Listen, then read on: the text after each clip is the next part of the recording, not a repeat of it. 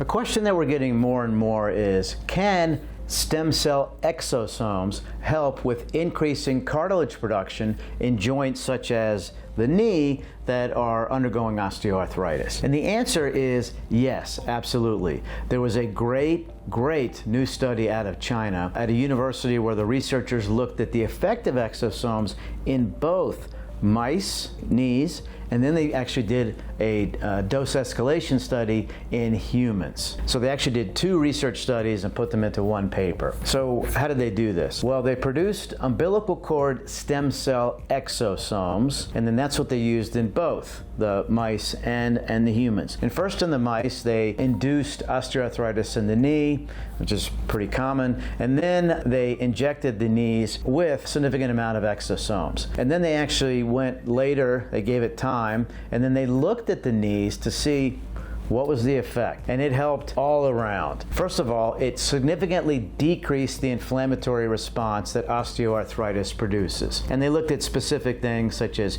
matrix metalloproteases and various cytokines, and they all improved dramatically. In addition, they found that there was a significant uptick in cartilage regeneration in the mice, predominantly because there was a lot of proliferation of chondrocytes. Apparently, stem cells get called in from the rest of the body, and then they become chondrocytes and experience proliferation, which then creates new cartilage. So armed with this knowledge in the mice, the researchers then turned to the human part of the study. They used the same umbilical cord stem cell exosomes. They took 45 knees and they put them into a low dose, a medium dose, and a high dose. And the high dose is equivalent to what we use in patients' knees, and we actually combine three things. We combine Wharton's jelly, which has a lot of stem cells in it. We combine stem cell exosomes, similar to what they did in this study, and PRP. We call it the regenerative trifecta. So this study is only looking at one aspect of what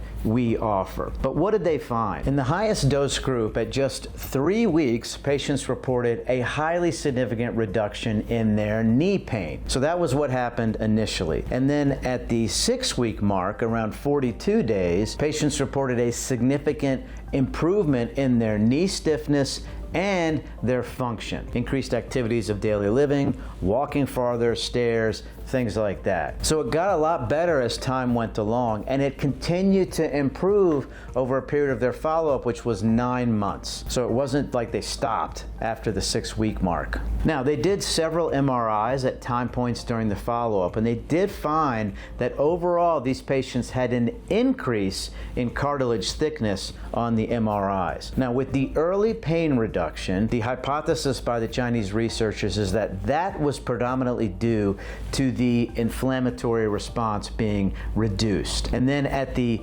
42 days, the 6-week mark, when patients started getting a lot of increased function, the hypothesis is that that was when the increased cartilage regeneration and thickness kicked in. And it sounds extremely reasonable. The results bear out what they hypothesized, is that you get significant pain reduction followed by stiffness reduction along with functional improvements, and that persisted for the whole follow-up, which was 9 months. Now, once again, we offer a whole trifecta for patients, not just the stem cell exosomes, but also the Wharton's jelly from the umbilical cord and PRP together. That's R3's trademarked procedure. You can only get it with us at one of our 80 centers in the 8 countries where we are. Call us to set up your free consultation at +1 844-GET-STEM, or you can email us at info@r3stemcell.com.